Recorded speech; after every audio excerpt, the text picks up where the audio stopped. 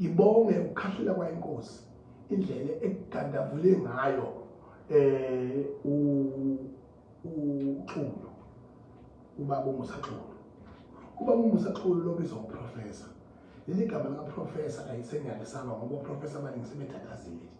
Kulomhlanga nje phuma oprofessor ababili abaphambene nayo yonke into yokuphila. Awukwazi ukuthi uprofessor uzalwa kwaZulu bese uphambana nesihlalo uphambana neqiniso kusukela eqaleni ekhanda kuze kube segcineni. Noma amanye amaphuzu abekayo babuXulu engakwazi ukuthi azwakala. Yebo ubhuduzela kwelapha emhlangeni kulokho njengoba sifica intombi nje umntwana uthulane ethe kunamashawa all over ayikho intombi ezogeza emfuleni esho ku TV kodwa thina siyibonile inkolo intombi egeza emfuleni usuku nemini zigeza emfuleni. Iqiniso leyo liye emphakathini ngoba umphakathi uyibonile futhi leyo nto ngoba umhlaba nje yikho usigubuzela izinto ongamele siyigubuzele sizisho basenjalo ukuze ithole isixazululo. Ukuthuleka kwesilo sithula undunankulu weprovince wale ma-GNU asangene. That is wrong. Ukuthi umuntu onithulani amemezele ukuthi kunamashawa nayo yonke into catering yonke into sleeping cupboard ekubeni bese kuba nenkinga ezitholakalayo. That is wrong. Thina besibuka into beziyinqunu lapha sizeza kuhlezisa ngisho ama-security ethu ngibonga amaphoyisa ngifuna ukuthi ingalo umthetho ayingalo umthetho bafowethu noma ukuthi ubiphi ophongolo yapikwe Firehead yapikwa wona ngoma yapikwa Olundi yapikwa yonke indawo ingalo umthetho isebenza 24 hours noma ngabe ubani okhomanda kule Northern Zululand kulesigaba lesi sisemhlangeni ngithi mina ngithola isiqobo mkhwanazi kumele leyo nsizwa oyihloniphe oyideployile lapha ukuthi ikwazi ukwenza umsebenzi iwenzile. Ngiyacela mfowethu njengokhomanda weprovince iqiniso kufanele sikhulume endaweni yalo ngesikhathi salo. Namanje ke ngimile ke ekuthenini ke kulezi inkinga ibe khona na kanjani uXulu is totally wrong ukuthi angamelana nengonyama kusuke nehlala kuze kube manje. Ingonyama ibe right yokuthi ikwazi ukuqondisa igwegwe. Futhi okwesibili ingonyama kwaZulu inkulunkulu awukwazi ukuphikisana noNkulunkulu usuke iphahla noqobo ngelinye ilanga sohlangana nawe endaweni engafanele. Ngakho ke okumfanele uXulu uma kuwasolwa umuntu omdala ngesizulu salithi ngisho ngabe kuthiwa into akusola ngayo awuyibone kahle thatha inkomo iqobe uyoxolisa uthi ngasithe kwena wendaba uthi bengazi ukuthi sengonile bengithi ngibekumbona njengezinye zezibi zakho kodwa namhlanje ngiyithola sengisenkingeni ungisola phezu kommango wamakhosi nesifungo seyintombi. Ngiyaxolisa wena kandaba uXulu bekufanele enze leyo nto angiqhuba inkomo ayishe lapha bese kuba ile jinsi iyawunyaka nezikhwama zayo emuva yamkhafula 3 seconds obenza lokwanyana unotanda buka noma nje ngokizwe phutha yabheka phakathulweni sapho wanapha zomgelethi ihoko akayigcisi takane ingoma yecompeti wahlomisa ibutho sayikala ingonyama ona kuthwala isidlokolo waqonda enkandla kuedle ihlekisa maqende waliqaqa olukolo dokotela ukhumalo obaphethe umkhandlo umbongo loluthothi sakhonde. Mina mangikhuluma mina ngihlamba ngikhuluma izinto engafanele ngiyikhuluma ezinye ngiyikhuluma inhlamba ngeke ngiyeke ngoba angithuko nomuntu kepha mina inhlamba ngiyayibheka kepha ngithuko nje ngasengeke nje iqiniso mina sizwe saphonga namakheba manje ngafuna ukuphila manje ngafuna into eyiqiniso okusho ukuthi abantu abenje ngathi umdlazana abahamba emhlabeni alokuthatha izikhwama nibheke bakhakonina ngonyoko nihambe lohlala khona angikwazi mina ukukhuluma eqiniso u3 seconds udodo umuntu owenze iphutha elikhulu kabi uma ejwayelena amahlanga ama-jokes udlala endaweni nalona awukwazi ukuphazamisa inyosi umgoqozi wembiza ezayibheka amambuka umakhwedla azashiya umuntu oseqolo unyaka siyatula ibiza ishumi nengogo ngeke uNdlovu zamdela zashaya amagajimisi kona kampana ikona elindelana umfokanda ayebheshu ayigibele ibhasikili mayigibele liyashikabela ngithi mina umfoko amasango uwomunye weinyosi nezimbongi eziphiwe ngaphezulu kwabantu asike sababona bephahla phezulu komhlaba bephahla amakhosi uWes uwe-age group yethu ithina siphethe manje lento eyenziwe uDr Theresa Khonde ingamanyala aphindwe kashoni yinto edinga inhlawulo yinto eyicala yinto kumele akhiphe inkomo ayaxolisa esilweni ngoba ukube uZulu usaphila ngalendlela kufanele ube yona bekufanele ukuthi sakhona ngaphuma esamweni bekufanele alokhu nje akwazi ukuthi uTheresa Khonde ibutho likwazi ukuxoxa naye Joseph ngoba ubesehlobongile ngempela ngoba uvukela ubukhosi oqala lokho waphinde futhi wathola isilo ngendlela ukuthi asifanele ukuba sesihlalweni ngesandla sakhe ukwazi kanjani ukuthi othandazayo ithandaza njengembongi ithandaza ibikela obaba omkhulu bethu ukuthi nawo umkhosi usufikile emashobeni esikolweni seNembe esikolweni senkosi uMisuzulu lokho kuyicala akokhetha ukuthi udlalaphi akudlalwa lapho siphethizwe la no time to play is fucked up emveni kwalokho bese phinde futhi eshaya inyosi ngalesikhathi eshaya inyosi kufanele inyosi ayishashazele mayise qethe ukuhlawula endlunkulu akashashazele inyosi ngalento ayizile akudlalwa la siphethizwe la asidlali sikhuluma amaqiniso mina ngimele nina uma nina ke nibona ukuthi lokho engikushoyo akusikho noyisola ngalenye lami okwesibili engifuna ukusho kunakho konke manza kwethu ngawo sonke isigaba inyosi inamalungelo onke ukuthi ikwazi ukusola iyona kuphela yabona lento ethu freedom of speech eya endoswa yi-constitution in South Africa in 1994 eyokuqala ngqa i-freedom of speech yakwaZulu ngoba inyosi yayikwazi ukuthi ibe ne-freedom of speech ikwazi ukutshena isilo ukuthi sironga kangakanani ikwazi ukutshena isilo nengane ongeyona ongesona ongeyona eyayaso ikwazi ukutshena isilo inkinga ebhekene nayo uthini umgoqosi uma ethi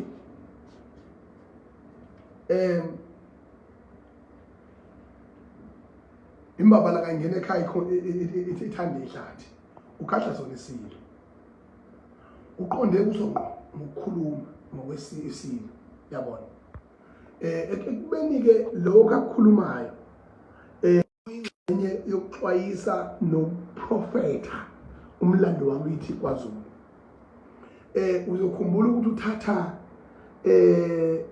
mayethi athi phuma emenweni utshale bude buzogibekela uthatha emazweni kaMkabayi kaJama la ethi khona uMkabayi kaJama skidi eshukushaka athi skidi pheza izitha izulu linile utshale bude buzogibekela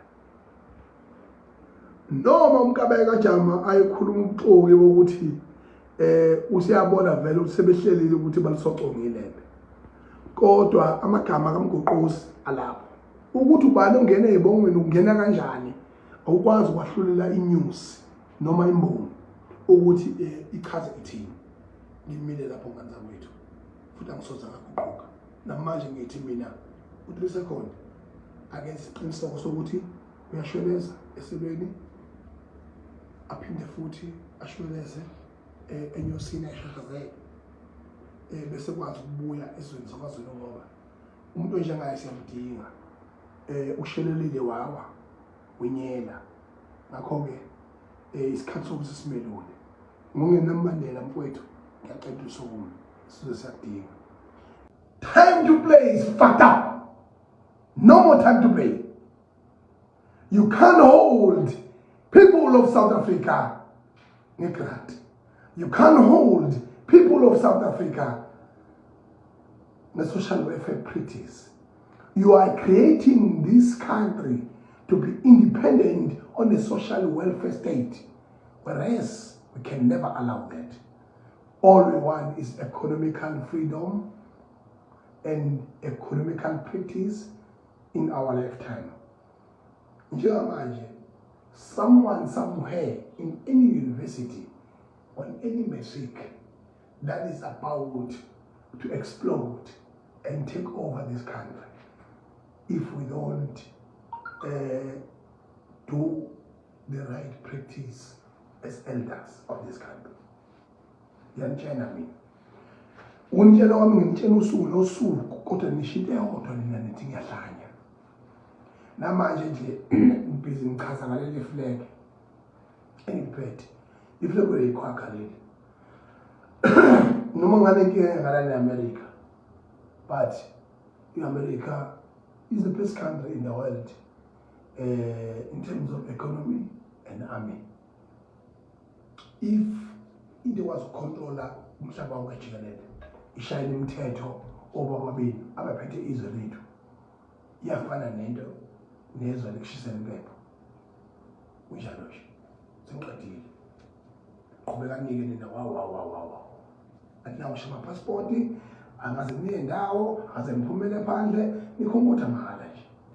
Njengamanje ngizokhuluma ngakho uSimpoli.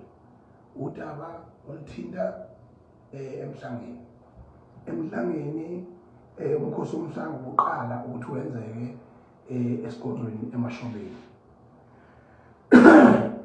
Ushaka asenza ngakhona kwaba inkosi yakithi eMashobeni.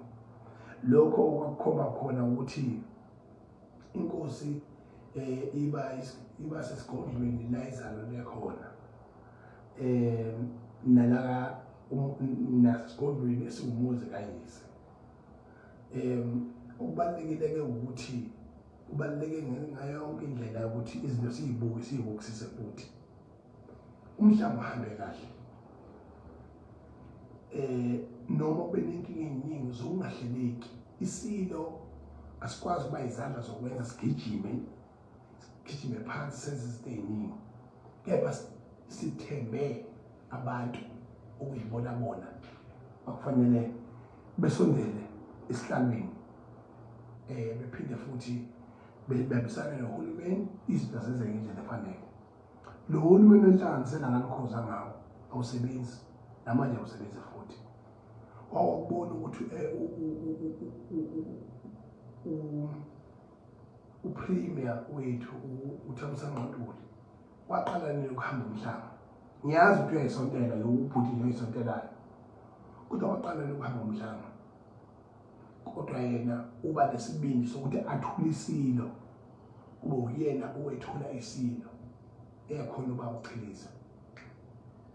Oyena oyisekela ndonankulu kaZulu. Isilo asikwazi ukuyithulwa by the political deployments personnel. Fanele sithule umuntu omliba wasisilo. Urongo lokho okwenzekile. Futhi ngithe mangifaka amakhala laphana ngabona ukuthi khona umfanto omkhulu endlunkulu kaZulu. Asikwazi ukuphika lokho. Zikhona impela inkinga kodwa umfanto khona. Kunabantu abaningi engababonanga besondela lapha kulo mkhosi esihlalweni. Kunabaholi abanjenga umntwana wakaphinda angene inkosi yakuThekisi. Angibabonanga lapha abaholi abaningi. Lokho kuhlonza umfanto ongangilizeki ngaphandle kokwenza ucwaningo nangaphandle kokukhuluma izinto ucabanga ukuthi mhlawumbe ngikhulunywa umuntu. Kodwa mina njengomuholi njengopresident of the Benqe Nation kuba khona isilo samabandla wonke ngizoyikhuluma leyo nto. Umfanto enkulu khona. Amaphutha futhi akhona. Inkinga futhi zikhona. Kodwa ngikushoyo ukuthi lokho njiwe nguye unguye. Lo zelwe nguye unguye. lahlangana ibhubesi laphinde lahlangana nelinye ibhubesi kwase kuphume ibhubesi uye usinqobile uMisuzulu kaZwelithini okumele makasiphathe inkinga esibhekene nazo amaphutha akhe angawesizwe abona wakhe ngoba uphila yedwa yini iphi imhlalandlela yabomkhosi iphi imhlalandlela yabomkhosi bapho ndlonkulu besikole uphuzuluko ngoba lento wayekazulu wonke akekho umuntu ophilayo lelizwe especially naKwaZulu ongenawo amathambo isimkhulu asalisandwana umuntu onge ukhombe kwenye indawo ngaphandle ukuthi ukhombe ibuzi lenkosi esiphethe njengamanje uMisuzulu kaZwelithini obisongedlula yamithema Khosi kulokho kumile nje uyena uNkulunkulu wethu osiphethe uyena umnikazi wempepho iyakwaZulu wonke alajikelele emhle emubi wrong right inkosi iphila ngezesekelo zeceke nenjonkulu ikhothamene ngabakwabo ngaphezulu kokuba ikhothamene izizwe ukuze inkosi ibonakale amandla ayo ngaphezulu lokho ukuba kwangaphambana okuyoba icala dlala ngenkotha dlala ngolimo thina bakithi bakwaZulu siyazi ukuthi inkomo yomsebenzi mase wayikhomba wathi le ngizokwenza ngayo umsebenzi njengoba nevodla amadoda le ngizokwenza ngayo umsebenzi noma ingamitha umqhubeko wenze lo msebenzi ngoba ungawenzanga ngayo lo nkomo izodlala bayazi abantu bakwazi ukuthi ngikhuluma ngani bayazi abantu bakwazi ukuthi ngikhuluma ngani inkomo esikhonje ukuthi izokwenza umsebenzi wayigeja wena uthi hayi ngoba siyimithi asithathele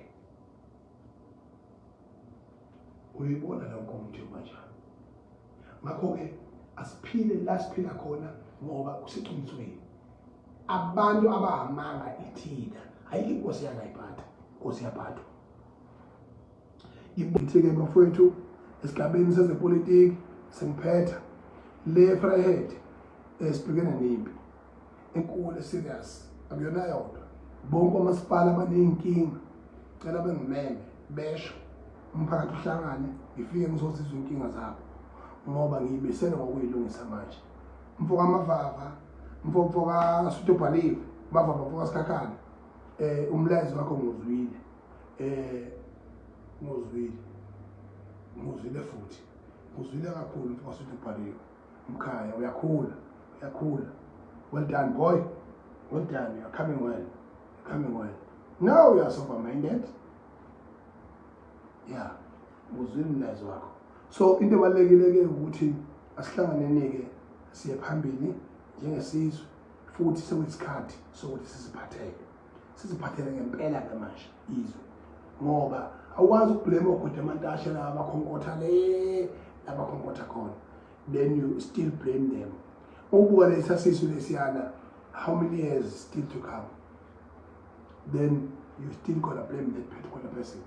There's no way ziyakhala manje Zulu hlangana Zulu sukuma kubi kunomfati lokho nomfati okhona idumene ngifica nokuthi ngibona nokuthi lamabutho nje ingubo yenkosi yaxeka nje ingubo yenkosi idabukile ingubo yesidabukile ingubo yendlu lamethema Khosi idabukile ngibonile mina nabakhona bayaqhuka funa sikwelapheke lokho sikusukumela sikunake ngibonga kakhulu kubo bonke abebekhona ngibonga kakhulu nakumele uSizonke Foundation umfoka amancinza usukuma naye esekhonini emele ubukhosi bakwaZondi bonkana ukuthi akwazi ukuthi naye abeke isandla endlonkulu nomkhosi uphumelele nalento eyenzekile ukuthi uhulumeni wethu ashodisa amabhasi into obigcine ngafinyelelanga zonke nama-resources akhona angafinyeleli kahle iyicala